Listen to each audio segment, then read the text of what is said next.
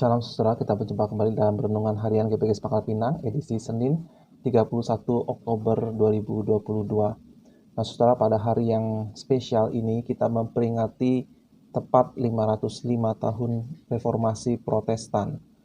Dan tanggal ini diambil sebagai penanda Reformasi Protestan karena pada tanggal inilah 505 tahun yang lalu Luther memakukan 95 dalil atau pernyataan yang pada intinya ia mengajak gereja pada waktu itu gereja Katolik Roma untuk kembali kepada ajaran yang sebenarnya yang Alkitab ajarkan.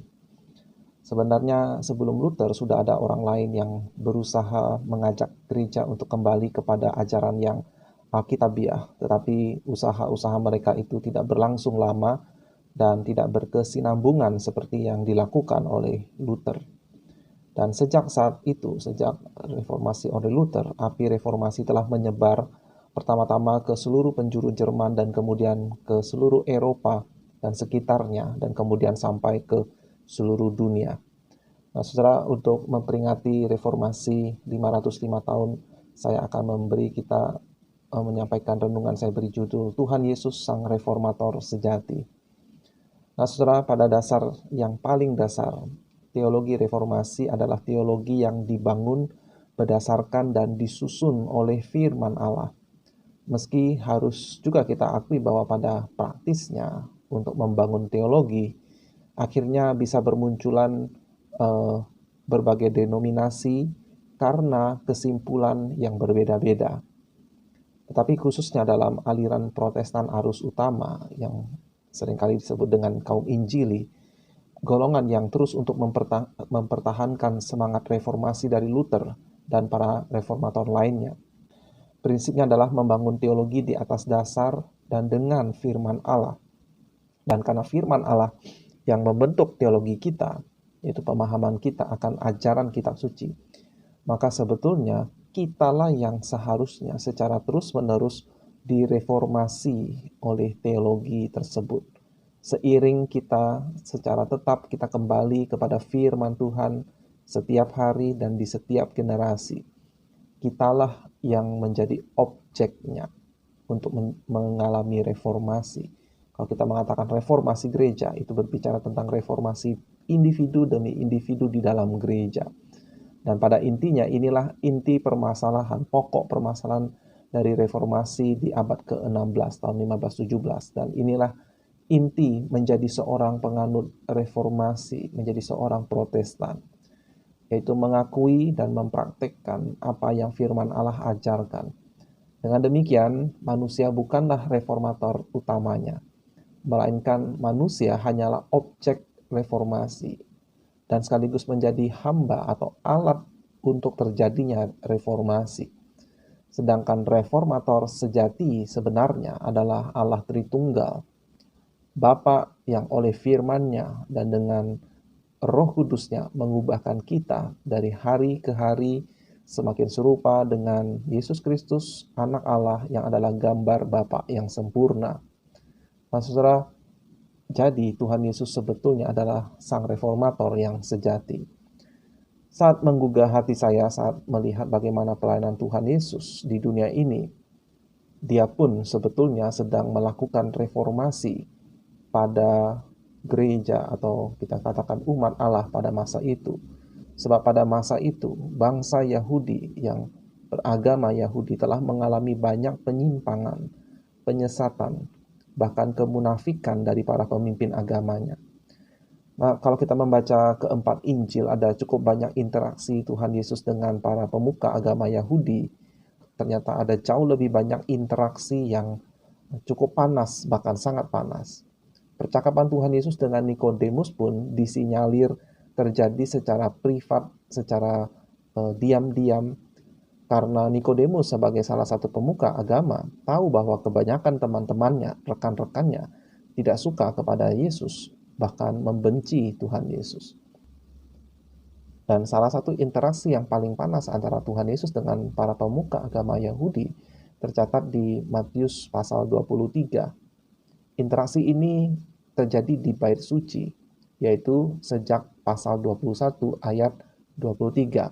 Tapi puncak panasnya itu di pasal 23. Pada waktu itu Tuhan Yesus sedang mengajar di bait suci dan imam-imam kepala serta tua-tua bangsa Yahudi datang dan mulai menyerang Tuhan Yesus dengan pertanyaan-pertanyaan untuk menyudutkan dan juga untuk mencari-cari kesalahan dari Tuhan Yesus.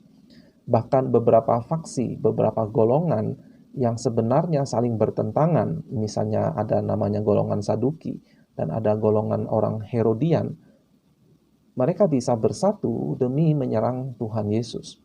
Tetapi kalau saudara membaca Matius pasal 21 hingga 22, Tuhan Yesus selalu mampu membungkam mereka. Sehingga Matius mencatat, tidak ada seorang pun yang dapat menjawabnya. Dan sejak hari itu, tidak ada seorang pun juga yang berani menanyakan sesuatu kepadanya. Pasal 22 ayat 46. Dan setelah membungkam mereka, satu demi satu, golongan demi golongan, di pasal 23, Tuhan Yesus memulai perkataan, pengajaran kepada orang-orang banyak yang ada di situ dan juga kepada murid-muridnya. Yesus berkata, ahli-ahli Taurat dan orang-orang Farisi telah menduduki kursi Musa, artinya jabatan keagamaan. Sebab itu turutilah dan lakukanlah segala sesuatu yang mereka ajarkan kepadamu.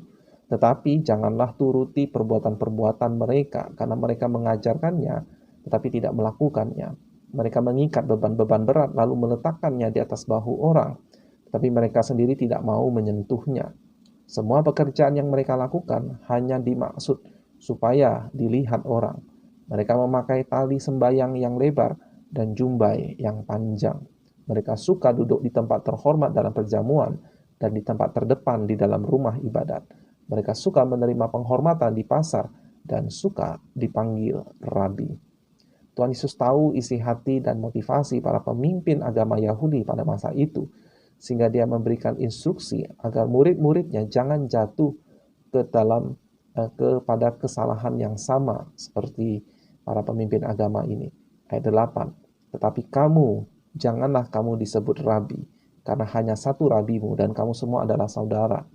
Dan janganlah kamu menyebut siapapun Bapa di bumi ini, karena hanya satu Bapamu, yaitu Dia yang di surga. Janganlah pula kamu disebut pemimpin, karena hanya satu pemimpinmu, yaitu Mesias. Barang siapa terbesar di antara kamu, hendaklah ia menjadi pelayanmu. Kalimat ini beberapa kali Tuhan Yesus mengatakan dalam pelayanannya. Dan barang siapa meninggikan diri, ia akan direndahkan. Dan barang siapa merendahkan diri, ia akan ditinggikan. Ini juga kalimat yang lebih dari sekali Tuhan Yesus ucapkan. Jadi persoalannya, ini bukan soal gelar rabi atau guru atau bapak atau pemimpin, melainkan ini persoalan kerendahan hati sebagai saudara, kerendahan hati sebagai pelayan Tuhan. Ya, melayani itulah harusnya yang menjadi semangat. Cinta kasih, kerendahan hati karena menyadari kekurangan, keberdosaan dan anugerah Allah saja menjadi sandaran. Itulah yang harusnya menjadi nafas hidup dalam kehidupan umat Tuhan. Lalu setelah itu Tuhan Yesus mulai mengatakan kalimat-kalimat yang sangat pedas. Celakalah kamu, hai ahli-ahli Taurat dan orang-orang Farisi, hai kamu orang-orang munafik. Jadi Tuhan Yesus mengatakan pada mereka, karena kamu menutup pintu-pintu kerajaan surga di depan orang, sebab kamu sendiri tidak masuk, dan kamu merintangi mereka yang berusaha untuk masuk. Dan sesudah di ayat 13 ini banyak kalimat-kalimat celakalah kamu lainnya Yesus ucapkan. Dan disinilah Tuhan Yesus mengibaratkan mereka sebagai kuburan yang bersih rapi di luar, tetapi busuk dan tulang belulang di dalam. Dan di sini jugalah Tuhan Yesus membandingkan mereka dengan ular, bahkan ular beludak. Dan Tuhan Yesus membongkar beberapa penyelewengan ajaran, pemeleteran doktrin, dan juga menunjukkan kegilaan mereka akan kehormatan dan uang dan kekuasaan. Dan juga Tuhan Yesus menunjukkan kekejaman hati mereka yang sampai tega membunuh nyawa orang tidak bersalah. Nah, saudara membaca kalimat-kalimat Tuhan Yesus tentang orang-orang Farisi dan ahli Taurat, sayangnya juga adalah deskripsi yang tepat tentang keadaan gereja. Juga pada masa reformasi, dan mungkin juga terjadi di masa kita. Banyak pemimpin agama Kristen, ya, pemimpin gereja yang ternyata sangat menyukai harta, suka memutarbalikkan ajaran, sangat gila hormat, tidak malu-malu menghalang-halangi orang untuk mengenal kebenaran Injil yang menyelamatkan. Dan ada juga orang-orang yang haus darah, yang tega melakukan sesuatu yang kejam terhadap sesamanya manusia. Nah, saudara, kalau kita melihat juga di dalam sejarah reformasi Protestan itu sendiri, sekali lagi sayangnya ternyata ada terjadi juga hal-hal yang agak-agak mirip, sehingga kita bisa mengatakan pernah terjadi jatuh ke dalam lubang yang sama. Nah, saudara, sebenarnya kita tidak perlu terlalu heran juga, sebab pada dasarnya manusia adalah manusia yang berdosa dan sekaligus pabrik berhala. Mudah bagi kita untuk menyimpang, untuk munafik, untuk tanpa malu-malu membenarkan diri, membela diri, dan menyerang orang lain, dan mulai melakukan hal-hal yang jahat, mulai dari mencari-cari kesalahan, memfitnah, bahkan bisa jadi sampai membunuh orang lain. Nah, saudara, dari perkataan-perkataan Tuhan Yesus kepada orang banyak pada waktu itu, dan kepada murid-murid, dan kepada para pemimpin agama pada saat itu, kita bisa menarik beberapa pelajaran agar kita mengikuti Sang Reformator Agung, agar kita jangan jatuh seperti pemimpin agama di masa Tuhan Yesus, atau pada masa reformasi di zaman Luther, atau penyimpangan-penyimpangan yang sudah dan sedang terjadi di masa kita ini. Nah, saudara, saya simpulkan beberapa. Yang pertama, jangan terperangkap pada peraturan boleh tidak boleh, sebab yang lebih penting adalah hidup di hadapan Allah. Di masa itu ada ajaran dari pemimpin agama Yahudi soal sumpah. Sumpah yang seperti apa mengikat, seperti ini mengikat, seperti itu tidak mengikat. Tuhan Yesus menegaskan, sumpah demi apa saja, itu mengikat karena sumpah itu didengar oleh Allah. Tidak peduli dia bersumpah atas nama apa atau atas apa. Nah, saya tidak mau membahas detail di sini karena keterbatasan waktu. Tapi sekali lagi Tuhan Yesus tidak ingin kita terjebak pada boleh tidak boleh, karena seharusnya apa yang kita katakan adalah ya atau tidak, apa adanya. Sebab Allah yang di surga, Bapa yang di surga adalah saksi. Terlepas kita bersumpah atau tidak bersumpah, bersumpah atas nama ini, atas itu atau tidak, Allah akan menghakimi kita sesuai dengan perkataan kita. Gereja dari masa ke masa sering jatuh juga ke dalam permasalahan perdebatan ini. Saya masih ingat ketika saya masih studi di seminari, pada waktu itu saya sedang hendak keluar ke suatu tempat naik angkot, ya, angkutan umum. Lalu ketika salah satu penumpang itu mengetahui saya sekolah teologi, lalu dia bertanya kepada saya, benar ya orang Kristen itu tidak boleh bersumpah ya? Sejujurnya saya agak kesulitan untuk menjawab pada saat itu. Nah, ini memberi saya hanya ingin menunjukkan bahwa perdebatan ini menjadi isu sampai hari ini. Bolehkah orang Kristen bersumpah atau tidak bersumpah? Dan sumpah hanyalah salah satu contoh isu yang kadang-kala diperdebatkan tanpa bisa membuat semua orang sepakat, oh harusnya begini atau begitu.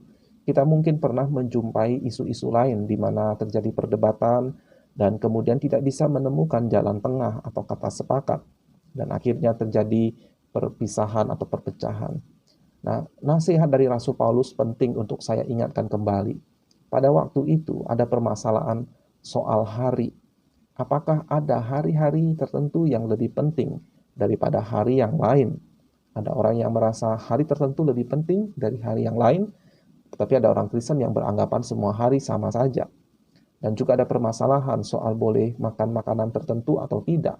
Ada orang-orang yang akhirnya hanya makan sayur saja. Saya rasa kedua masalah ini juga masih menjadi isu di masa kita juga sampai hari ini. Tetapi kita melihat nasihat Rasul Paulus mengenai perbedaan-perbedaan pendapat. Siapa yang berpegang pada suatu hari yang tertentu, ia melakukannya untuk Tuhan. Dan siapa makan, ia melakukannya untuk makan. Sebab ia mengucap syukur kepada Allah. Dan siapa tidak makan, ia melakukannya untuk Tuhan. Dan ia juga mengucap syukur kepada Allah. Sebab tidak ada seorang pun di antara kita yang hidup untuk dirinya sendiri, dan tidak ada seorang pun yang mati untuk dirinya sendiri. Sebab jika kita hidup untuk Tuhan. Dan jika kita mati untuk Tuhan. Jadi baik hidup atau mati, kita adalah milik Tuhan. Roma 14 ayat 6 hingga 8. Kita bisa melihat di sini prinsip yang sama Rasul Paulus dengan Tuhan Yesus. Lakukanlah segala sesuatunya seperti untuk Tuhan dan bukan untuk manusia. Yang kedua, saudara, kita jangan sampai salah prioritas. Ada ajaran yang lebih pokok, ada hal-hal yang lebih pokok, ada ajaran atau hal yang kurang pokok. Ayat 23. Celakalah kamu, hai ahli Taurat dan orang-orang Farisi, hai kamu orang-orang munafik, sebab persepuluhan dari selasi, adas manis, dan jintan kamu bayar. Tetapi yang terpenting dalam hukum Taurat kamu abaikan, yaitu keadilan dan belas kasihan dan kesetiaan. Yang satu harus dilakukan, dan yang lain jangan diabaikan. Nah, saudara, gereja termasuk diri kita secara pribadi mudah untuk jatuh ke dalam kesalahan-kesalahan seperti ini.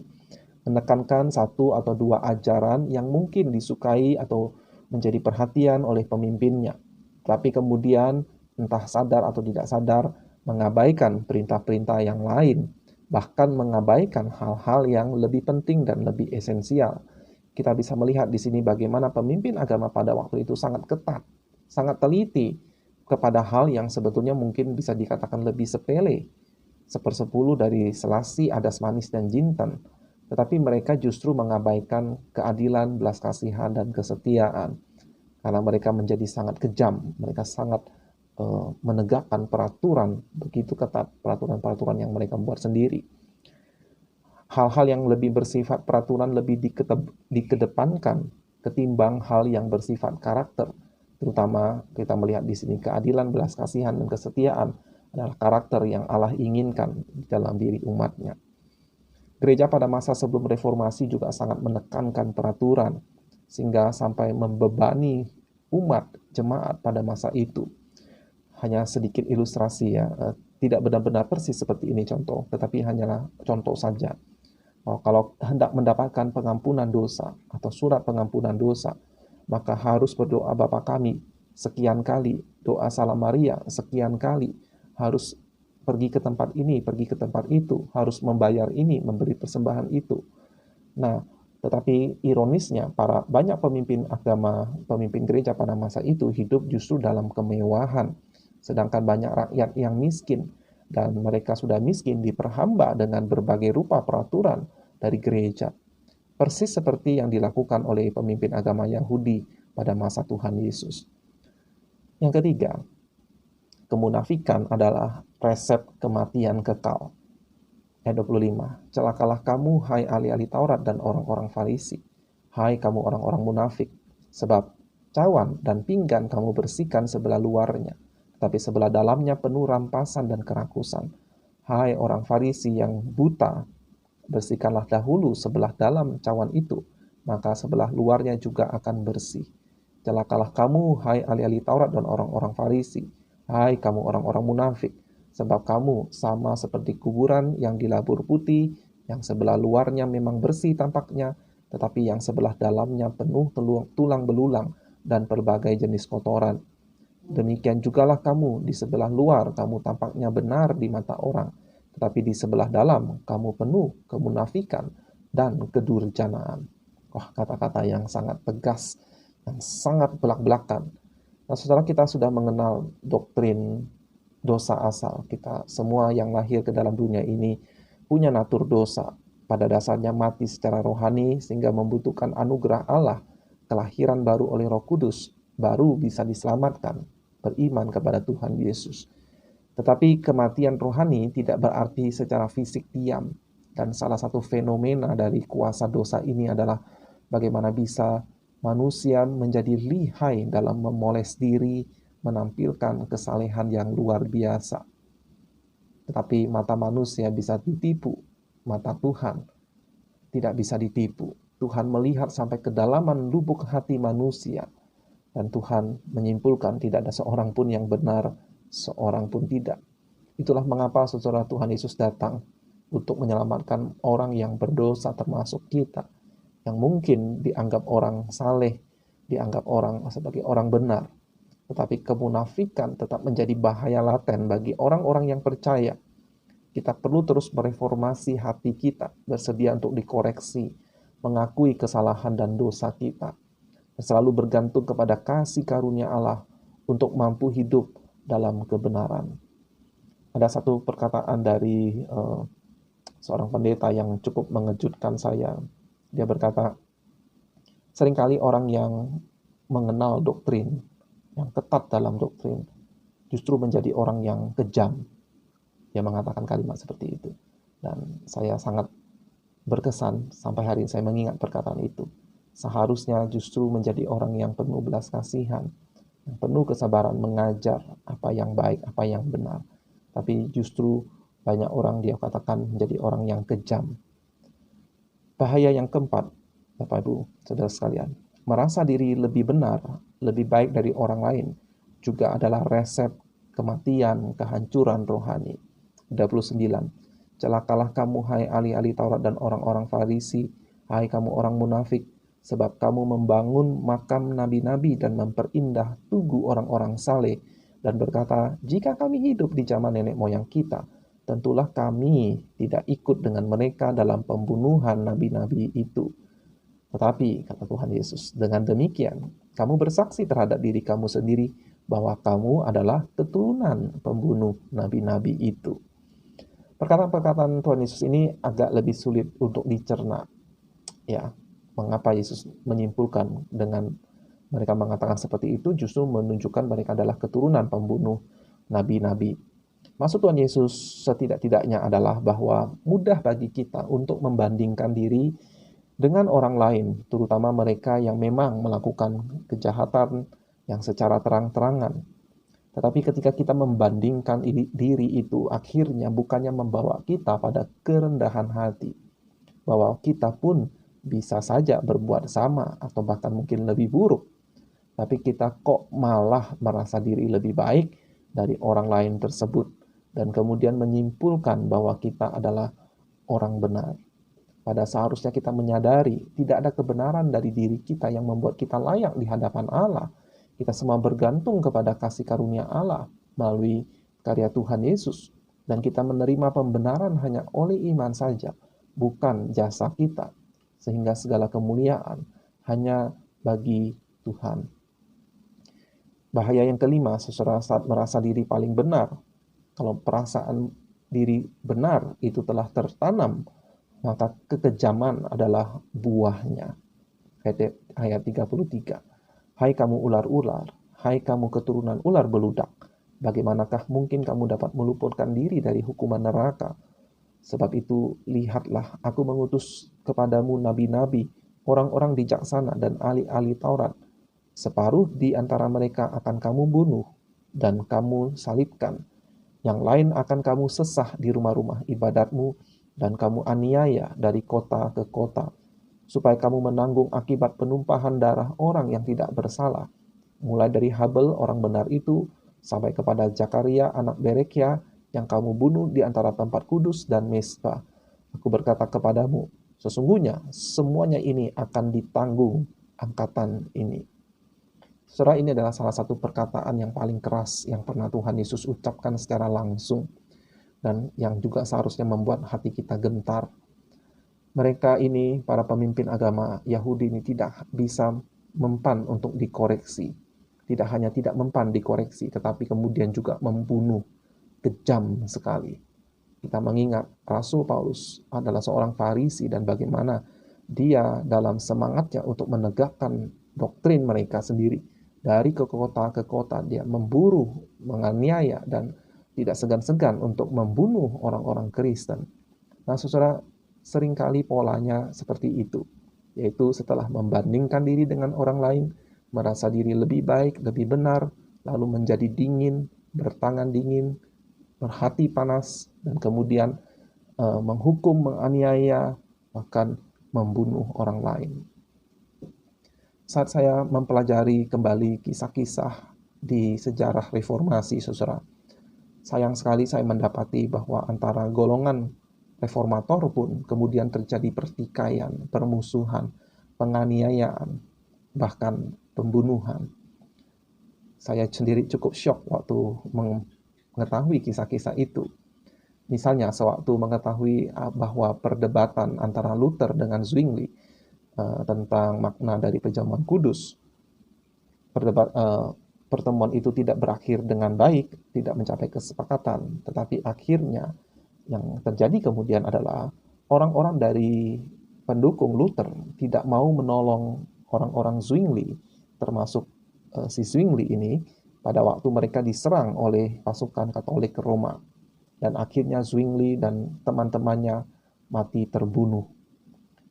Atau contoh lagi, ternyata Zwingli sendiri pernah menyetujui orang-orangnya menyingkirkan seorang penganut baptis dewasa. Ya, karena pada waktu itu para reformator seperti Luther, Calvin, Zwingli itu masih mengikuti seperti yang dilakukan oleh gereja Katolik Roma, yaitu membaptis anak-anak, membaptis bayi. Dan sampai hari ini sebagian golongan itu masih melakukan sampai sekarang. Nah, Zwingli sendiri pernah menyingkirkan seorang pemimpin dari pemahaman baptis dewasa ini, atau kita sebut golongan baptis. Padahal orang itu sendiri adalah mantan murid dari Zwingli. Dan orang itu ditangkap, lalu akhirnya dihukum mati dengan cara ditenggelamkan. Nah, saudara, saya tidak tahu bagaimana pergumulan mereka pada masa itu. Kita tidak bisa begitu saja untuk menilai, menghakimi, apalagi sekali lagi kita merasa lebih baik dari mereka. Tidak boleh, saudara ya. Kita tidak mengerti sepenuhnya pergumulan-pergumulan yang dihadapi oleh para pemimpin gereja pada masa itu. Tapi setidak-tidaknya kita melihat seperti ada pola, ya. Dan sebetulnya dari golongan baptis lah yang pertama kali mendengungkan kembali pemahaman bahwa gereja dan negara seharusnya jangan disatukan. Dan golongan baptis lah yang memiliki pemahaman untuk tidak melawan dengan kekerasan, melawan penganiayaan dengan kekerasan. Sebab mendasarinya dari kehidupan Tuhan Yesus. Ketika Tuhan Yesus datang, dia tidak melawan pemerintah penjajah Roma pada masa itu. Dan bahkan ketika Tuhan Yesus melakukan reformasi, berusaha melakukan reformasi di tengah-tengah orang-orang Yahudi, pun Tuhan Yesus tidak menyuruh murid-muridnya melakukan kekerasan, melawan para pemimpin agama pada saat itu. Tapi Yesus melakukan dengan pengajaran dan juga dengan sikap hidup yang baik tanpa dosa. Dan itulah cara Tuhan Yesus membawa perubahan reformasi di tengah-tengah bangsa Israel. Nah, sekali lagi saya sendiri cukup menyayangkan ya bahwa para reformator awal menempuh jalur kekerasan terhadap sesama Protestan. Nah, kenyataan sejarah telah terjadi dan sekali lagi kita tidak baik juga kita menilai mereka. Ya, mereka keliru atau salah sekali lagi sebab kita tidak memahami dan tidak menyelami pergumulan-pergumulan mereka pada saat itu. Tapi setidak-tidaknya bagi kita hari ini, mari kita kembali kepada sikap dari Tuhan Yesus, yaitu tidak mengangkat senjata, ya, terutama kalau kita tidak diserang, kalau kita tidak kata Rasul Paulus, kalau bergantung padamu berdamailah dengan semua orang. Dan kita mungkin bisa melihat para pendahulu kita adalah seperti Daud, bagaimana dia adalah pemimpin yang dipakai Tuhan, yang diperkenan oleh Tuhan, tetapi juga catatan hidup Daud tidak bersih sepenuhnya, tetapi juga dipenuhi dengan kejahatan yang berat, perzinahan, bahkan merencanakan pembunuhan dan pembunuhan itu sendiri. Tetapi kita melihat bagaimana Daud akhirnya bertobat, mengakui kesalahan-kesalahannya. Kita semua pada dasarnya adalah orang berdosa yang membutuhkan kasih karunia Tuhan, dan itulah inti dari reformasi. Kembali kepada Tuhan, kembali kepada ajaran yang benar, dan ajaran yang benar mengatakan kita semua adalah orang berdosa. Kasih karunia Allah menyelamatkan manusia. Kiranya renungan hari ini boleh menolong kita untuk mensyukuri akan pekerjaan Tuhan di dalam sejarah, sehingga kerajaan maut itu tidak bisa memadamkan gereja. Ya, kuasa kegelapan tidak bisa menaklukkan. Tapi oleh kasih karunia Tuhan, kita bisa mengenal kebenaran, kita bisa diselamatkan. Oleh karena kasih karunia Tuhan, kiranya renungan hari ini membawa kita kembali untuk mari kita memberi diri untuk direformasi oleh Sang Reformator Agung, itu Tuhan Yesus. Dengan cara kita kembali kepada firman-Nya, kita menundukkan diri di hadapannya setiap hari di dalam kehidupan kita.